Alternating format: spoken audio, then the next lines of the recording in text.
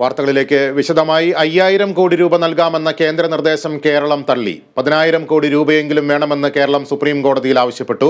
കേസിൽ സുപ്രീം കോടതി 21-ന് വിശദമായ വാദം കേൾക്കും. വിവരങ്ങളുമായി ആന്റണി ജിസ് ജോർജ് ചേരുന്നു.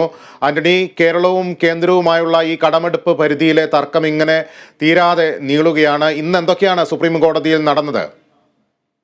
തീർച്ചയായിട്ടും ലിബീഷ്, ഈ കടമെടുപ്പ് പരിധി വെട്ടിക്കുറച്ചതുമായി ബന്ധപ്പെട്ട് സുപ്രീം കോടതിയെ സമീപിച്ചത് മുതൽ ആ തർക്കം അങ്ങനെ തുടരുകയാണ്. അതിൽ ഒരു തരത്തിലുമുള്ള സമവായങ്ങൾ ഉണ്ടാകുന്നില്ല എന്നുള്ളതാണ് ഏറ്റവും പ്രധാനപ്പെട്ട കാര്യം. ആകെ ഉണ്ടായ ഒരു മാറ്റം സുപ്രീം കോടതി നിർദ്ദേശപ്രകാരം ഒരു 13,000 കോടി രൂപയോളം കടമെടുക്കാൻ അനുവാദം നൽകി എന്നുള്ളത് മാത്രമാണ്. അതിനുശേഷം പിന്നീട് കേരളം കൂടുതൽ തുക ആവശ്യപ്പെട്ടെങ്കിലും നൽകാൻ കേന്ദ്ര സർക്കാർ തയ്യാറായിരുന്നില്ല. ഏതായാലും ഇന്നലെ ഈ ഹർജി പരിഗണിച്ച ഘട്ടത്തിൽ സുപ്രീം കോടതി കേരളത്തിന് മാത്രമായി ഈ കടമെടുപ്പ് പരിധിയിൽ ഒരു ഇളവ് നൽകുന്ന കാര്യം പരിഗണിക്കണമെന്ന് കേന്ദ്ര സർക്കാരിനോട് നിർദ്ദേശിച്ചിരുന്നു. ഇക്കാര്യത്തിൽ ആലോചിച്ച് നിലപാട് അറിയിക്കാൻ കോടതി ഇന്നലെ നിർദ്ദേശം നൽകുകയും ചെയ്തിരുന്നു. ഇന്ന് പക്ഷേ കോടതിയിൽ കേന്ദ്ര സർക്കാർ എടുത്ത നിലപാട് ഇന്നലെ സ്വീകരിച്ച അതേ നിലപാട് തന്നെയാണ്. കാരണം ഇന്നലെ 5000 കോടി രൂപ നൽകാം, അത് അടുത്ത സാമ്പത്തിക വർഷത്തെ തുകയിൽ നിന്നായിരിക്കും ആ പണം നൽകുക. ആ പണം നൽകാമെന്ന നിലപാട് ഇന്നലെ സ്വീകരിച്ച അതേ നിലപാട് ഇന്നും സുപ്രീം കോടതിയിൽ ആവർത്തിക്കുകയാണ് കേന്ദ്ര സർക്കാർ ചെയ്തത്. പക്ഷേ ആ നിർദ്ദേശം കേരളം പൂർണ്ണമായും തള്ളി. കാരണം ഈ 5000 കോടി രൂപ കൊണ്ട് കേരളത്തിന്റെ കാര്യങ്ങൾ മുന്നോട്ട് പോകില്ല. അതുകൊണ്ട് തന്നെ 10000 കോടി രൂപയെങ്കിലും അത്യാവശ്യമായി അനുവദിക്കണമെന്ന ഒരു ആവശ്യമാണ് കേരളം ഉന്നയിച്ചത്. പക്ഷേ ഈ നിർദ്ദേശം കേരളം പൂർണ്ണമായും തള്ളുകയാണ് ചെയ്തത്. കാരണം കേരളത്തിന് അവകാശപ്പെട്ട പൈസയാണ് ചോദിക്കുന്നത്. മാത്രമല്ല, ഈ കടമെടുക്കാനുള്ള കേരളത്തിന്റെ അവകാശത്തെ ഹനിക്കുന്ന നിലപാടാണ് കേന്ദ്ര സർക്കാരിൽ നിന്ന് ഉണ്ടാകുന്നത് എന്നുള്ളതാണ് കേരളം മുന്നോട്ട് വെച്ച വാദം. ഏതായാലും ഇക്കാര്യത്തിൽ ഒരു ചർച്ച ഇനി ഉണ്ടാവില്ല, മറിച്ച് കോടതി ഒരു ഉത്തരവ് ഇക്കാര്യത്തിൽ ഇറക്കണം എന്നുള്ളൊരു ഒരു ആവശ്യമാണ് കേരളം ഉന്നയിച്ചത്. അതേ തുടർന്ന് ഇക്കാര്യത്തിൽ ഒരു വിശദമായ വാദം കേൾക്കാമെന്ന് കോടതി അറിയിച്ചു. തുടർന്ന് 21-ലേക്ക് ഈ കേസ് മാറ്റുകയാണ് ചെയ്തത്. ഇക്കാര്യത്തിൽ കേന്ദ്ര സർക്കാർ സ്വീകരിച്ച നിലപാട് കേരളത്തിന് മാത്രമായി ഒരു ഇളവ് നൽകാൻ കഴിയില്ല.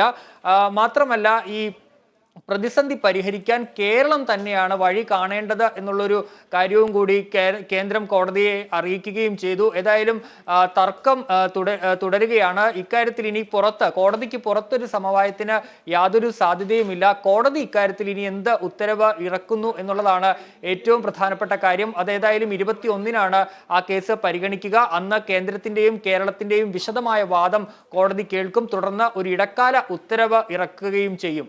ലിബീഷ്, ആന്റണി, ഇന്നലെ സുപ്രീം കോടതി പരാമർശിച്ചതനുസരിച്ച് കേരളത്തിനൊരു പ്രത്യേക ഇളവ് നൽകിക്കൂടെ, ഒരു രക്ഷാ പാക്കേജ് പരിഗണിച്ചുകൂടെ തുടങ്ങി സംസ്ഥാനത്തിന് ആശ്വാസകരമായ ചില പരാമർശങ്ങളൊക്കെ ഇന്നലെ കോടതിയുടെ ഭാഗത്തു നിന്നും ഉണ്ടായിരുന്നു.